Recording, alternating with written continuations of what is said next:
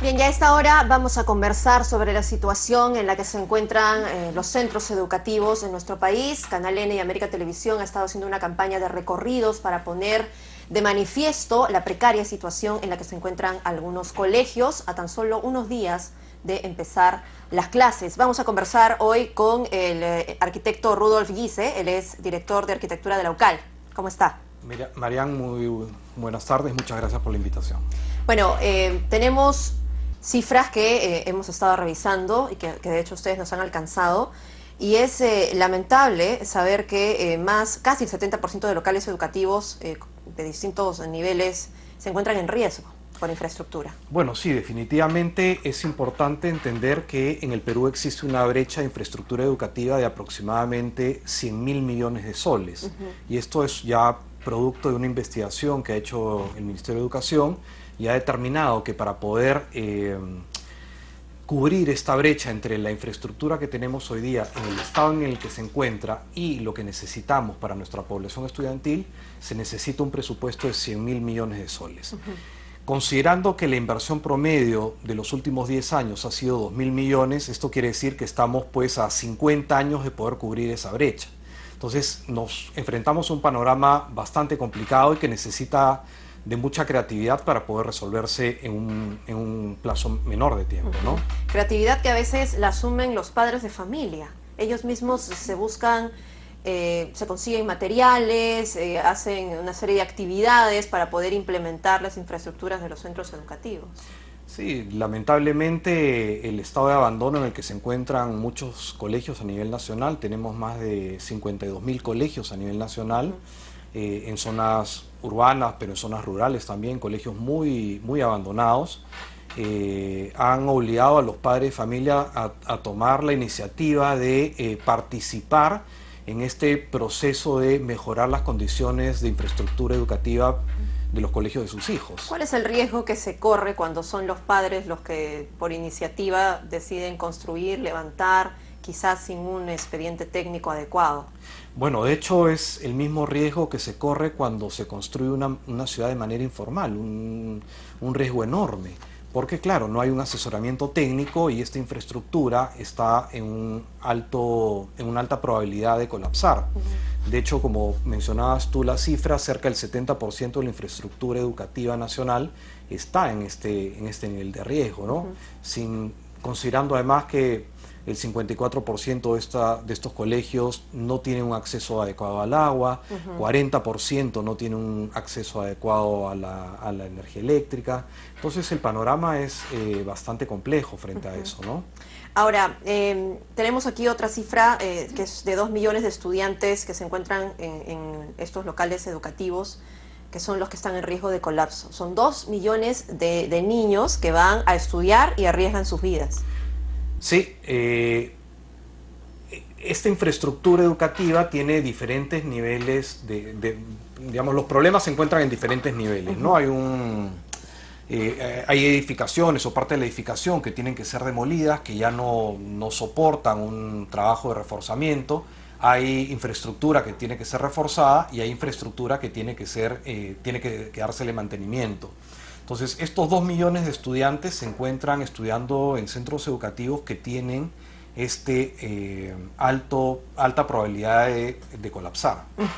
Nosotros hablábamos hace un tiempo sobre planificación para construcción. Es necesario igual la planificación para la construcción de un colegio, que tiene que tener los servicios mínimos para atender a un estudiante. O sea, digamos, no es cerco un terreno y hago un par de techos en algunos sitios y pongo 3 carpetas. Digamos, hay una planificación.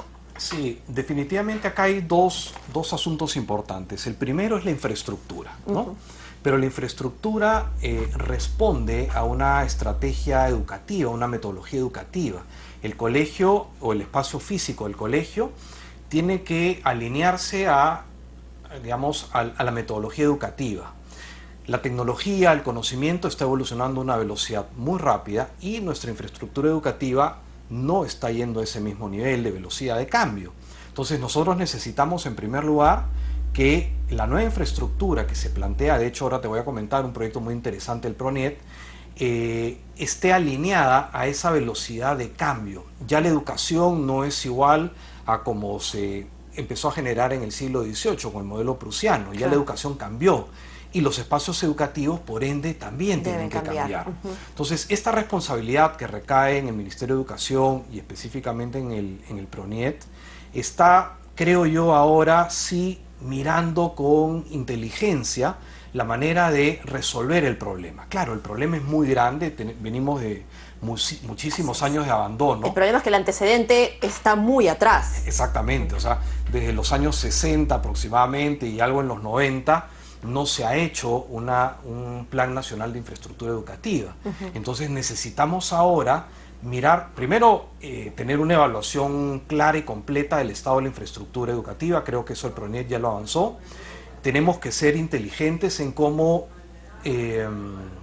nivelar esta brecha. O sea, no podemos hacer 2.000 o 3.000 colegios distintos. Tenemos que empezar a modular los colegios. De hecho, ha habido un proyecto muy interesante que está en ejecución, que es un catálogo modular de escuelas a nivel nacional, según los diferentes climas que tiene el país. Eso, precisamente. Para que las escuelas se puedan replicar de una manera rápida, mucho más rápida, y adecuadas a las diferentes realidades geográficas y climatológicas que presenta el país, ¿no? Claro. Eso es básico. Eso es fundamental. Claro. O sea, y creo que ese es el camino adecuado por el cual hay que transitar. Ahora, hay varios actores en la solución de este problema. Uno es el Estado, el Ministerio de Educación y el PRONIET, pero los gobiernos regionales, los gobiernos locales y otras estrategias como las asociaciones público-privadas, las obras por impuesto, deberían ser los actores que participen en este proceso de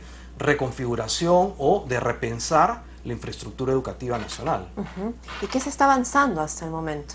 Mira, nosotros en la Universidad Temucal fuimos invitados o convocados por el PRONIET a hacer un workshop muy interesante para empezar en alianza entre el Estado y la academia a repensar los espacios educativos. Trabajamos durante un mes en una institución educativa que se llama Jardines de Manchay, que está en la zona de Manchay justamente, para trabajar los espacios educativos no dentro del aula, sino en los espacios exteriores. Entonces se hizo un proyecto muy interesante con los estudiantes. Me hemos traído algunas imágenes para, digamos, que se pueda, para que el público pueda entender cómo de manera creativa, con bajo presupuesto, podemos transformar los espacios educativos. Creo que eso es parte de la ruta que hay que seguir. La otra está en esta, digamos, hay un plan hacia el 2021, el plan bicentenario. El Estado tiene la intención de incorporar 2.800 colegios a partir de este catálogo de escuelas modulares que está haciendo una oficina de arquitectura que se llama FD, con un grupo importante de arquitectos que además son parte de nuestro equipo académico, y que con una inversión adicional a este promedio de 2.000 millones anuales que invierte el Estado, se piensa que se puede llegar a acortar esta brecha con estos 2.800 colegios que van a atender aproximadamente a 1 millón de estudiantes. Actualmente tenemos casi 7 millones de estudiantes que inician el año en el 2019. Bueno, el tema es que la gente más afectada, la población más afectada con este problema de la mala infraestructura, la infraestructura precaria o parcialmente destruida, es la gente que menos recursos tiene, porque es la gente que precisamente recurre a estas instituciones educativas públicas, ¿no? Entonces es importante saber incluso cuánto es lo que el Perú destina en educación, y aquí tenemos una cifra de 3.7%, a diferencia de Brasil e incluso de Bolivia, que destina más del 6% de su PBI. Correcto, definitivamente estamos entre los últimos países de la región en asignación de recursos para el sector educación. Has leído tú las cifras, son reales, son obtenidas pues de la data que brinda el Estado, lo cual nos indica que nuestra atención a la educación en los últimos años no ha sido la adecuada. Considerando que la educación es la base del futuro del país, creemos nosotros que es importante que se reoriente la inversión pública y se trabaje con seriedad en este momento de la formación, que es la formación escolar, que finalmente va a determinar a a los ciudadanos que vamos a formar en el futuro, ¿no? Precisamente, es una inversión a largo plazo. Es una inversión a largo plazo, o sea, y hay que empezar. Estamos hablando, estos datos están analizando la educación primaria y secundaria, pero nosotros tenemos un nivel antes de la educación primaria que tampoco está en el nivel de atención que corresponde. Entonces, si nosotros empezamos a trabajar adecuadamente en brindar la infraestructura necesaria y una infraestructura que no solamente tenga condiciones de ocupabilidad, sino que esté alineada con las metodologías educativas contemporáneas que permitan que el estudiante desarrolle o el niño desarrolle todo su potencial, todas sus capacidades, que finalmente sean espacios que inviten al aprendizaje, vamos a lograr cambiar el futuro de nuestra sociedad. Entonces, ahí es importante trabajar con mucha profundidad. Muchas gracias por estar aquí, por su participación en N Noticias. Le agradezco muchísimo tocar ese tema de la educación, que es básico. No hay nada más importante que la educación realmente. Definitivamente es la inversión más importante que podemos hacer, la educación de nuestros hijos. Muchísimas Muchas gracias a ustedes. Buenas tardes. Bien, a esta hora nos vamos con información en vivo. Gino Tazara.